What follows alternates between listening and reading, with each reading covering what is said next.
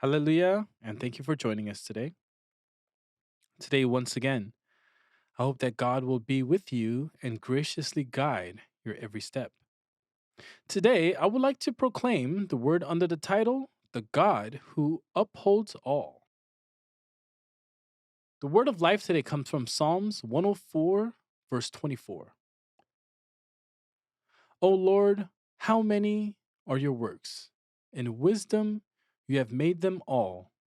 The earth is full of your possessions.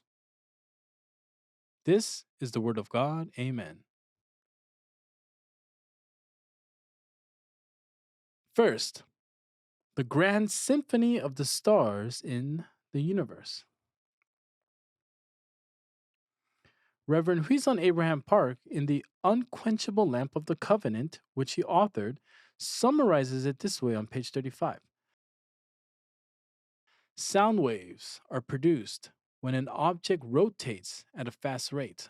Unimaginably deafening sounds must resound between the infinite number of stars that rotate and move about at the tip of God's finger. The sound, however, is not a thundering noise but a harmonious song in God's ears. This is recorded in Job 38, verse 7. Thus, the universe is a symphony of billions of sounds and instruments of the great sovereign.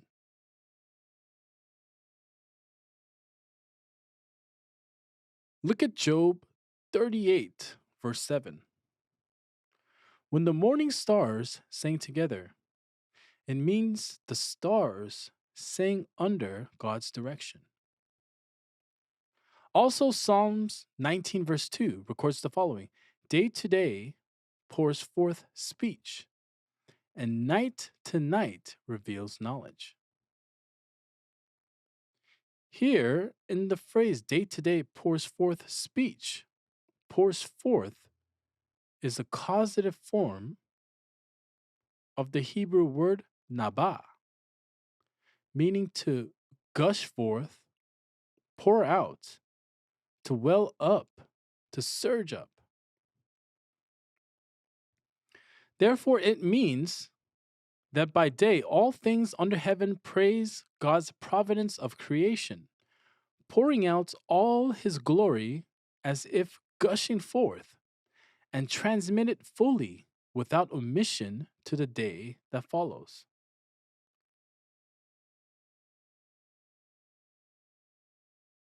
So, as a second major point, the universe maintains perfect order and harmony. First, the universe has been arranged in the places God appointed. Jeremiah 33, verse 20 writes the following: If you can break my covenant for the day and my covenant for the night, so that day and night will not be at their appointed time, meaning ultimately it cannot be done. Therefore, God established the order for all the movements of the universe of the day, as well as every movement of the night. Psalms 136, verse 9: The moon and stars to rule by night, for his loving kindness is everlasting. God caused the moon and the stars to rule over the night. Deuteronomy 4, verse 19 states the following: The sun and the moon and the stars, all the host of heaven, those which the Lord your God has allotted to all the peoples under the whole heaven. God has allotted even the sun, moon, and stars.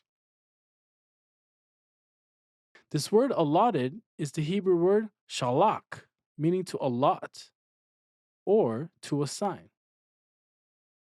In the end, it means God has assigned all things, the universe, each to its own place.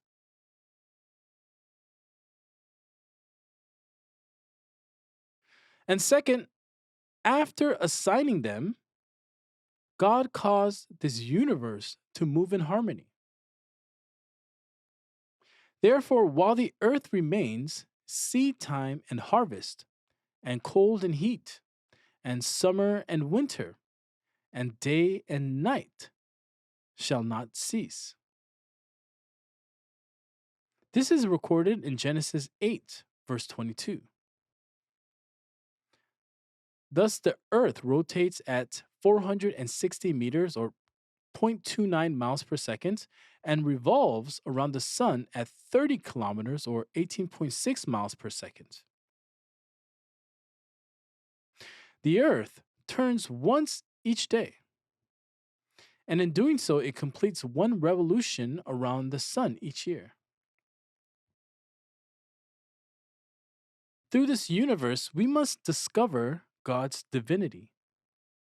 Romans 1, verse 20 writes the following: For since the creation of the world, his invisible attributes, his eternal power, and divine nature have been clearly seen, being understood through what has been made.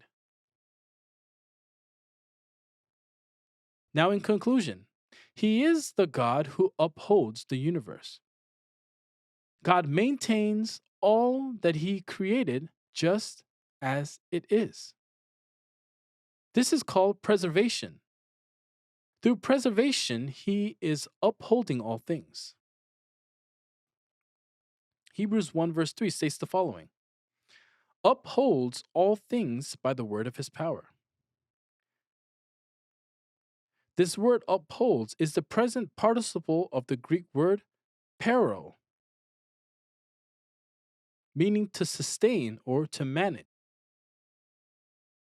It signifies that God's preservation of all he created continues without ceasing.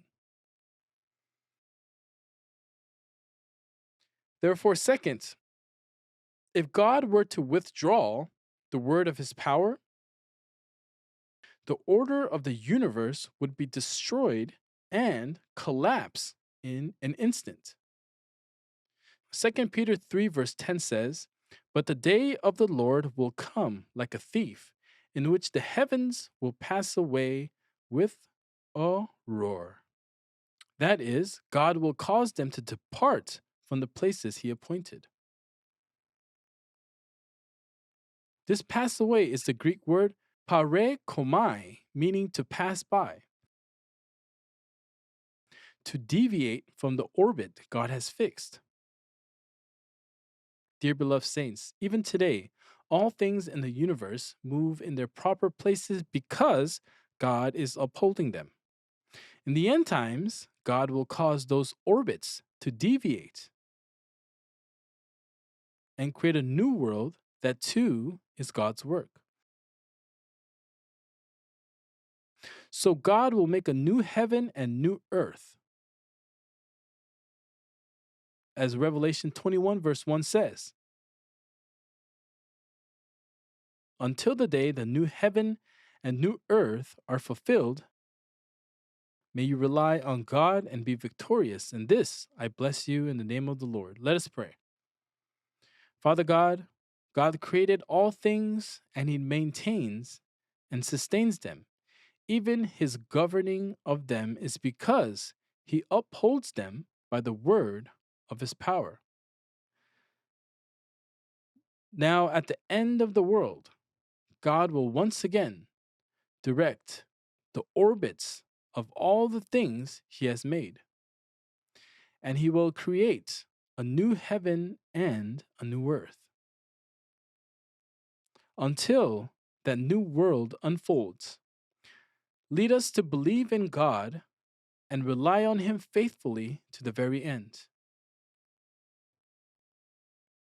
Hoping that today too will be a day preserved in God's hands. All this we sincerely pray in the precious name of Jesus Christ. Amen.